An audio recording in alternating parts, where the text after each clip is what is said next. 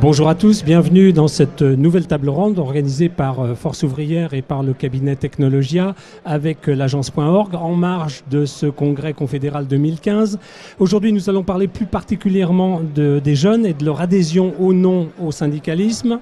La question est, les jeunes et le syndicat, un avenir? Pour débattre de la question, avec nous autour de cette table, Laurent Janvier, Fabien Reinert et François-Xavier Montagnac. Bonjour à tous les trois. Laurent, vous êtes secrétaire général du SNITPECT-FO, c'est le syndicat des ingénieurs du ministère de l'écologie et des transports. Fabien, vous êtes un des animateurs du groupe FO Jeunes et coordinateur de l'UD80, le département de la Somme. Quant à vous, François-Xavier, vous travaillez à la Banque Postale et vous êtes coordinateur de la Commission nationale des centres financiers de la Fédération FOCOM et vous êtes aussi vice-président de l'Uni Europa Youth, secteur jeune de la Fédération européenne des syndicats de services. Quel curriculum vitae. Aujourd'hui, les jeunes semblent se détourner de plus en plus du syndicalisme. Certains chiffres clés, d'ailleurs, l'expliquent en partie. Taux de chômage des jeunes de 22,9%, 46% pour les jeunes sans diplôme, 53% des jeunes en emploi occupent un emploi précaire, 29 ans c'est l'âge moyen du premier CDI, tout ça c'est un frein à la syndicalisation. Alors, voilà, on peut avoir des freins, mais c'est pas pour autant que les jeunes d'office s'en détournent. Alors effectivement, il y a des éléments de contexte que vous avez cités un petit peu, il y a plusieurs éléments de contexte qui peuvent justifier des difficultés pour nous pour capter je dirais captiver et maintenir ces jeunes dans l'action syndicale. Un point très important, c'est la difficulté de continuité dans l'emploi. Parce que nous, on est tous structurés par syndicat d'entreprise ou de secteur d'activité. Et quand un jeune change d'entreprise ou change de secteur d'activité, il change de délégué syndical, voire de syndicat, de fédération. Donc ça aussi, c'est une difficulté à trouver comment coordonner ça peut-être au niveau de l'union locale, avec les sections jeunes, des choses qui peuvent être faites notamment par les sections jeunes pour travailler sur cette logique de pérennité, de création de contacts et de maintien de liens avec le syndicat, même quand on sort de l'emploi pour une période courte, parce que malheureusement, vous l'avez dit, l'emploi stable, il arrive seulement en moyenne à 29 ans. Donc il y a du travail à faire avant. Fabien, dans une UD comme la Somme, c'est une discussion que vous avez sur le terrain, c'est-à-dire de gens qui vous disent moi j'y crois pas, essaye de me convaincre, c'est quoi, comment ça se passe? L'idée majeure, et on l'a retrouvée en fait nous sur le stand jeune depuis le début du congrès, c'est qu'il y a certains camarades en fait qui ont des difficultés à avoir des jeunes dans leurs équipes. Et aujourd'hui, qu'est-ce qui se passe en fait? Ils n'ont pas les outils, ou ils ont l'impression qu'ils n'ont pas les outils en fait, ou les mots pour aller parler avec eux et avoir le même discours. Et justement, nous ce qu'on a travaillé en partie à l'UD, mais aussi au groupe jeune au niveau confédéral, c'est qu'on a travaillé sur ce cahier revendicatif dont on a parlé depuis plusieurs jours, justement qui est un point d'accroche, c'est-à-dire que à l'intérieur de ça, ce sont des revendications force ouvrière sur le marché des jeunes, mais c'est des revendications qu'il faut montrer aux jeunes en disant écoute, aujourd'hui tu as l'impression qu'on n'est plus de la même génération, on ne se comprend pas, mais nous on a des valeurs à faire valoir aujourd'hui qui sont ton quotidien. Ce que toi tu vis, nous on le défend. Et moi j'invite en fait l'ensemble des camarades à utiliser ce cahier, à utiliser les travaux qu'on a fait dedans, justement en disant à l'intérieur il y a des accroches, il y a des outils, c'est le but de ce cahier revendicatif. Allez chercher l'information pour aller chercher les jeunes dans vos entreprises, dans vos secteurs, pour les amener en fait au syndicalisme et leur faire comprendre. Et il y a aussi une donnée importante aujourd'hui dans le contexte, et on l'a entendu aussi en plénière, c'est qu'aujourd'hui nous on est libre et indépendant, et ça c'est un avantage concurrentiel majeur qu'il faut aussi mettre en avant dans vos structures. Il faut faire comprendre aux jeunes que par rapport à ça, nous on peut vraiment travailler et faire avancer les choses. Et voilà, l'ensemble de ces éléments font que n'ayez pas peur d'aller les voir. Aujourd'hui, on a essayé de créer des outils pour vous aider et on va continuer à le faire. Et pour en rajouter sur ce cahier, il y a aussi un élément sur les difficultés rencontrées à accoster les jeunes et aller les voir. Je pense que c'est un très bon outil pour justement le côté constat sur la jeunesse, parce qu'il faut aussi savoir que les différentes politiques publiques qui ont été menées ont instauré une situation d'usine à gaz avec 50 milliards de types de contrats, tous de plus en plus précaires, avec plein de difficultés, des aides au logement et quelque chose difficilement compréhensible. Donc ça permet aussi de faire un vrai état des lieux et de mettre en face les revendications que Force Ouvrière défend pour faire bouger les lignes. Alors, Vous êtes autour de cette table. Votre voisin de droite, sans jeu de mots, Fabien, c'est Laurent. Et Laurent représente quelque chose qui est un secteur différent du vôtre. Vous êtes dans le privé, il est dans le public. Est-ce qu'il y a des différences de public, une différence de qualité d'adhésion au discours syndical ou pas? Alors, je ne pourrais bien sûr pas parler à la place, effectivement, Non, mais vous allez nous dire comment privé. ça se passe. Mais comment ça se passe dans le secteur public? Enfin, on va dire, je pense, le lien commun entre le secteur public et privé aujourd'hui, c'est que les jeunes, qu'ils arrivent d'un côté ou de l'autre, ils arrivent dans un monde agressif et compliqué, et de plus en plus compliqué. Et donc, par rapport à ce que je disais tout à l'heure, quel que soit le lieu de l'accueil du jeune, vraiment la prise de contact et expliquer le référentiel dans lequel le jeune arrive, et ça rejoint aussi les cahiers de revendication qui ont été évoqués, c'est comment donner aux jeunes les clés de compréhension du monde dans lequel il intervient. Donc on a notamment, nous, réalisé un guide spécial qui explique aux jeunes toutes les lignes sur comment gérer leur carrière, comment ils sont rémunérés, comment obtenir une mobilité, etc. Et que dans ce monde de plus en plus compliqué, quel que soit l'environnement professionnel, être un recours à un moment donné pour dire dès lors que tu as un problème, nous serons là pour t'aider. Et dans ce contexte difficile, c'est les jeunes, globalement, vous êtes victimes, effectivement, de l'époque que nous traversons. Plutôt que de subir, essaie d'être toi-même acteur de ce système. Enfin, plutôt d'être acteur par rapport à la défense, à la fois de ta propre condition, mais aussi des valeurs que, globalement, nous, FO, nous défendons. Et ça, c'est je pense, une porte d'entrée intéressante, c'est jouer sur le quotidien, la défense du quotidien des jeunes quand ils arrivent, et c'est progressivement les faire passer de la situation, on va dire, de spectateur en fait, de son environnement professionnel à quelque chose où il sera militant et donc acteur, y compris dans les instances de dialogue social. Et ça, c'est quelque chose qui, effectivement, progressivement, est quelque chose qui prend bien. Fabien, comment on remet du collectif dans un monde qui est de plus en plus individualisé Justement, la problématique, elle est collective, et c'est ça qu'il faut mettre en avant, c'est-à-dire que... Et c'est quoi la pédagogie? Comment on fait? La pédagogie, elle est simple, il faut aller à la rencontre du jeune, il faut aller à la rencontre du salarié de son entreprise et lui expliquer, et lui expliquer que... Son intérêt. Oui, son intérêt, et que les valeurs ou ce que nous on défend, c'est le quotidien de lui, de son collègue d'à côté, de celui d'en face, et que si tous ensemble, on est d'accord pour faire avancer ça, voilà, c'est ensemble qu'on va y arriver. Mais il ne faut pas croire non plus que les jeunes sont hyper individualistes. Si le discours collectif que tu as dans ton entreprise, dans ta structure, en fait, fédère, tu vas fédérer aussi les jeunes autour de toi. Il faut que tu trouves effectivement le point d'ancrage et ce qui va les aider en fait à comprendre que c'est ensemble qu'on va travailler. Et justement, je vais revenir sur ce cahier revendicatif. Les problématiques, c'est les jeunes, c'est les revendications de force ouvrière sur le marché des jeunes. Mais aujourd'hui, quand tu es sur Paris et que tu as un problème de logement, que tu sois dans le privé, dans le public, que tu aies 25 ou 35 ans, c'est la même chose. Donc voilà, est-ce que le développement de la colocation, c'est un point commun pour tout le monde? Est-ce que... voilà... Est-ce qu'il y a des positions intenables aujourd'hui quand on va à la rencontre des jeunes, qu'on est représentant d'un syndicat, est-ce qu'il y a des choses que les gens ne veulent pas entendre? Parce que ça fait partie d'une réalité qui n'est plus la leur du tout. Non, je pense pas. Justement, je pense pas du tout que notre discours soit coupé des réalités. Ou sinon, il faut se remettre en question. Hein. On est les représentants des salariés, on exprime leur situation. Malheureusement, bien trop souvent actuellement, leur mal-être, parce que c'est là où on en est aujourd'hui, hein, notamment pour les jeunes, la difficulté à obtenir l'indépendance, à trouver un emploi stable, à trouver un logement et d'avoir accès et pouvoir simplement vivre et s'épanouir. Donc ça, c'est quelque chose dont on est en phase et le discours qu'on tient, on ne ressasse pas les idées du bon vieux temps et du monde meilleur. Moi je suis de la Poste, hein, donc on passe pas de notre temps à répéter que c'était mieux du temps des fonctionnaires, hein, c'est pas ça du tout la logique. On affronte la réalité, vous êtes dans une réalité, qu'est-ce qu'on peut faire aujourd'hui pour améliorer la situation? Voilà, c'est comme ça qu'on ne décroche pas. Pendant que je vous tiens, du poste de vigie, comme je disais tout à l'heure, où vous êtes, vous plus spécialement, François-Xavier, qu'est-ce que vous voyez? Quelle est la réalité dans les autres pays européens?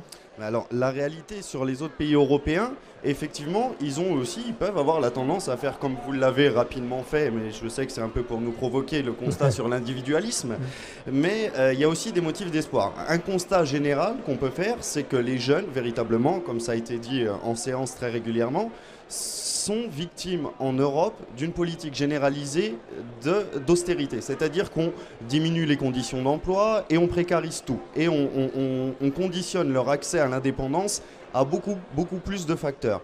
Donc en fait, face à ces conséquences-là, dans les pays comme la Grèce, l'Espagne ou le Portugal, où la crise a été malheureusement plus forte et les politiques d'austérité encore plus fortes, on a vu, alors bien sûr, je ne veux pas revenir sur les conséquences, mais des conséquences désastreuses, moins de paye, plus à faire et beaucoup plus de précarité et accroissement du chômage des jeunes allant au-delà de 55% pour certains pays.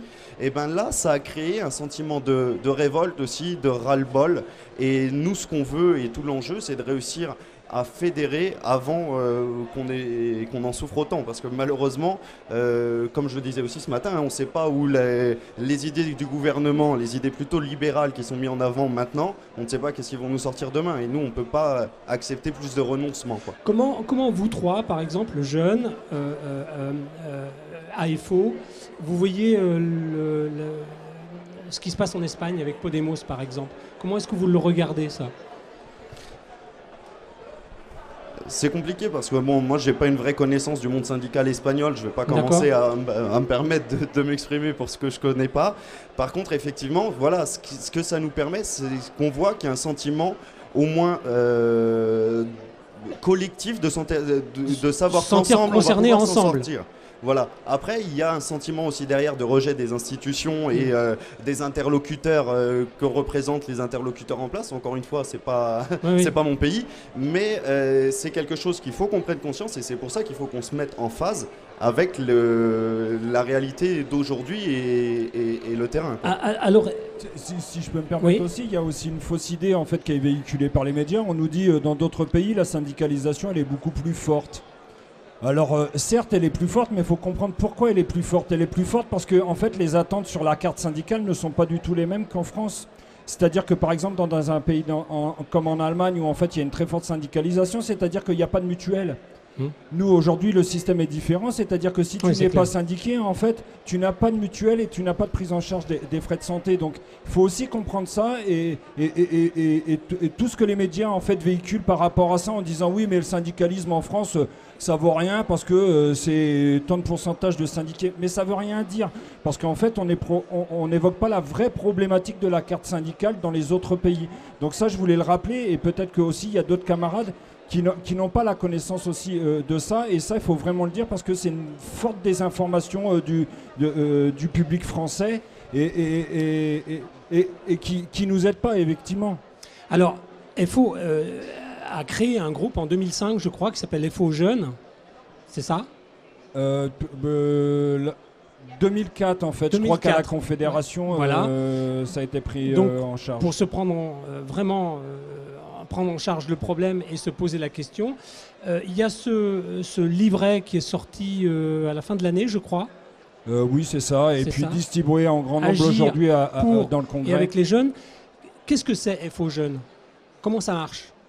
FO Jeunes, on va être très clair, c'est pas de statut, c'est pas de cadre défini, c'est des jeunes militants en fait qui avaient envie de s'investir en se disant aujourd'hui il faut peut-être qu'on réfléchisse sur la problématique jeune et on l'avait peut-être pas fait de la façon qu'il fallait parce qu'il faut pas l'oublier, la syndicalisation des jeunes c'est l'avenir aussi de notre organisation. Si demain en fait on n'arrive pas à fédérer et à avoir des syndiqués et des militants, voilà tout le travail que les camarades qui sont là ici devant nous ou en plénière ont fait depuis 20-25 ans, le travail au quotidien qu'ils font et qui ne transmettent pas ni ce savoir-faire, comment fait-on? Aujourd'hui en fait voilà, c'est pour ça aussi qu'on a construit ce cahier revendicatif et que cette problématique jeune a été prise en charge, c'est parce que il faut aussi prendre ça en compte, c'est l'avenir de notre organisation en fait, d'intéresser les jeunes et de les amener au militantisme.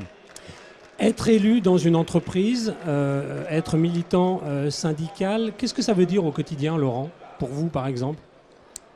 Ça veut dire une grande disponibilité, c'est croire en ce que l'on porte et c'est être à disposition d'un collectif. Je pense que le collectif a été un terme qui a été largement abordé. Et c'est vraiment, notamment dans les situations difficiles que nous traversons, c'est quelque chose qui nécessite un investissement, qui nécessite d'être clairement dans... Qui dit investissement dit sacrifice aussi, donc quelque part. Sacrifice, je n'irai pas jusque-là, parce que c'est aussi intéressant même...